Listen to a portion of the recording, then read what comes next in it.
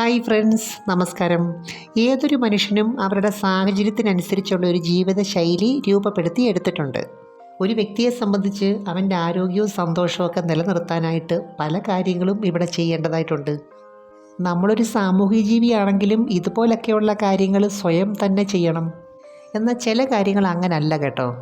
അത് മറ്റുള്ളവരുമായിട്ട് ഷെയർ ചെയ്യുമ്പോഴാണ് നമുക്ക് കൂടുതൽ സന്തോഷം കിട്ടുന്നത്. ലൈംഗികതയിലും അങ്ങനെ തന്നെയാണ്. രണ്ട് വ്യക്തികൾ തമ്മിലുള്ള ആകർഷണത്തിന് വളരെയേറെ പ്രാധാന്യമുണ്ട്. അപ്പോൾ രണ്ടു പേരെ ഒന്നിക്കാൻ പ്രേരിപ്പിക്കുന്നത് തന്നെ ഈ ഷെയറിങ് മെൻറ്റാലിറ്റിയും ആകർഷണവും ഒക്കെയാണ്. അപ്പോൾ ഇന്ന് ഞാൻ പറയുന്നത് പങ്കാളികൾ തമ്മിൽ പരസ്പരം മസാജ് ചെയ്യുന്ന രീതിയെക്കുറിച്ചാണ്. അതിനു മുമ്പ് ഈ ചാനൽ ആദ്യമായിട്ട് കാണുവാണെങ്കിൽ ഒന്ന് ലൈക്ക് ചെയ്യണം, സബ്സ്ക്രൈബ് ചെയ്യണം, ഷെയർ ചെയ്യണം കേട്ടോ. പങ്കാളികൾ തമ്മിൽ ഇത് ചെയ്യുമ്പം അവർക്കതുകൊണ്ട് ഒരുപാട് ഗുണങ്ങളുണ്ട്. ഏറ്റവും പ്രധാനം, അവർ തമ്മിലുള്ളൊരു അടുപ്പം വർദ്ധിക്കും. മാത്രമല്ല, പരസ്പരം അങ്ങോട്ടും ഇങ്ങോട്ടും നന്നായിട്ട് മനസ്സിലാക്കാൻ പറ്റും. നമ്മുടെ ഫിസിക്കൽ ബോഡിക്കും മെൻ്റൽ ബോഡിക്കും ഒരുപോലെ റിലാക്സേഷൻ കിട്ടും, ടെൻഷൻ കുറയും. അതുപോലെ സ്ട്രെസ്സ് കുറയുന്നതുകൊണ്ട് നല്ല ഉറക്കം കിട്ടും. ചില പങ്കാളികളെ സംബന്ധിച്ച് അവർക്ക് ഫോർപ്ലേ ചെയ്യാൻ മടിയുള്ളവരുണ്ട്. അവർക്ക് പറ്റിയ ഒരു മെത്തേഡാണ് പരസ്പരം അങ്ങോട്ടും ഇങ്ങോട്ടും മസാജ് ചെയ്യുക. അതുപോലെ ബ്ലഡ് സർക്കുലേഷൻ കൂടുന്നുണ്ട്, ശരീരത്തിൻ്റെ പല ഭാഗത്തുള്ള വേദനകളെയും ഇതില്ലാതാക്കുന്നുണ്ട്. അപ്പോൾ ഇതിനകത്ത് നമുക്ക് ഓയിൽ ഉപയോഗിക്കാതെ തന്നെ ജസ്റ്റ് പ്രസ്സിങ്ങിൽ കൂടിയുള്ള രീതിയും ചെയ്യാം. ആദ്യമായിട്ട് നമ്മൾ ചെയ്യേണ്ട എവിടെയെന്നറിയാവോ? കാൽപാദത്തിൽ. അതിനുശേഷം ഷോൾഡർ ഭാഗത്ത് ചെയ്യണം. ഈ കാൽപാദത്തിലും ഷോൾഡർ ഭാഗത്തും ഒക്കെ പ്രസ്സിങ് വരുമ്പോൾ നല്ല റിലാക്സേഷൻ കിട്ടും, ടെൻഷൻ ഫ്രീ ആവും. യഥാർത്ഥത്തിൽ നല്ല ലൈംഗികതയുടെ ഫസ്റ്റ് സ്റ്റെപ്പ് എന്ന് പറയുന്നത് ഇതാണ്. ഫിസിക്കലി മെൻ്റലി നമ്മൾ ടോട്ടലി ടെൻഷൻ ഫ്രീ ആകണം. അതുപോലെ പങ്കാളിയുടെ പിറകിലിരുന്ന് ഷോൾഡർ ഭാഗത്തുനിന്ന് കയ്യിലേക്ക് പ്രസ് ചെയ്തുകൊണ്ട് വരുന്ന രീതിയുണ്ട്. ഈ ഒരു പ്രോസസ്സിൽ എത്ര ടെൻഷനുള്ളവരാണെങ്കിലും പെട്ടെന്ന് റിലാക്സേഷൻ കിട്ടും. ഇതിനിടയ്ക്കുള്ള സ്നേഹപ്രകടനമൊക്കെ ഏത് സ്ത്രീയും പ്രതീക്ഷിക്കുന്നതാണ്. ശരിക്കും പറഞ്ഞാൽ പരസ്പരമുള്ള ഈ മസാജിൽ കൂടി ദമ്പതികൾ തമ്മിലുള്ള ആശ്രയത്വം വളരുകയാണ് ചെയ്യുന്നത്. അതുവഴി മൊത്തത്തിലുള്ള ഒരു ആത്മവിശ്വാസം വർദ്ധിക്കും. തന്നെയല്ല, സ്നേഹമുണ്ടെന്നുള്ളൊരു വിശ്വാസം രണ്ടു പേർക്കും ശക്തിപ്പെടും. അതുപോലെ ഈ സമയത്ത് സെറോട്ടോണിൻ, എൻഡോർഫിൻ, ഓക്സിറ്റോസിൻ പോലുള്ള ഹാപ്പി ഹോർമോൺസ് ശരീരത്തിൽ നന്നായിട്ട് പ്രവർത്തിക്കും. നമ്മുടെ ശരീരത്തിൻ്റെ പല രോഗങ്ങൾക്കും വേദനകൾക്കും കാരണം സ്ട്രെസ് ഹോർമോൺസ് കൂടുതലായിട്ട് ഉൽപ്പാദിപ്പിക്കുന്നതാണ്. ഇനി കുളിക്കുന്നതിന് മുമ്പൊക്കെ ആണെങ്കിൽ രണ്ടു പേർക്കും ഓയിൽ ഉപയോഗിച്ചും മസാജ് ചെയ്യാം.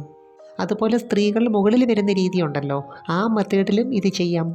നല്ല ഷേപ്പുള്ളവരെ സംബന്ധിച്ച് അവർക്ക് ഈ രീതിയൊക്കെ നന്നായിട്ട് എൻജോയ് ചെയ്യാൻ പറ്റും. അതുപോലെ ഇതിൻ്റെ മറ്റൊരു ഗുണം എന്താണെന്ന് വെച്ചാൽ നമ്മൾ ആരോഗ്യകാര്യത്തിൽ കൂടുതൽ കോൺഷ്യസ് ആകും. നമ്മളെ തന്നെ നമ്മൾ കൂടുതലായിട്ട് കെയർ ചെയ്യും. പ്രത്യേകിച്ചും വയറിൻ്റെ ഭാഗത്തൊക്കെ കൂടുതൽ കൊഴുപ്പുണ്ടെങ്കിൽ അതൊക്കെ മാറ്റി കൂടുതൽ ഷേപ്പാകാൻ നമ്മൾ ആഗ്രഹിക്കും. ചില പങ്കാളികൾ തമ്മിലുള്ള ലൈംഗികത സംതൃപ്തവും ദീർഘനാൾ നീണ്ടു നിൽക്കുന്നതുമാണ്. കാരണം അവർക്ക് അങ്ങോട്ടും ഇങ്ങോട്ടും ഇഷ്ടാനിഷ്ടങ്ങളെക്കുറിച്ച് നന്നായിട്ടറിയാം, അതനുസരിച്ച് പ്രവർത്തിക്കുന്നുമുണ്ട്.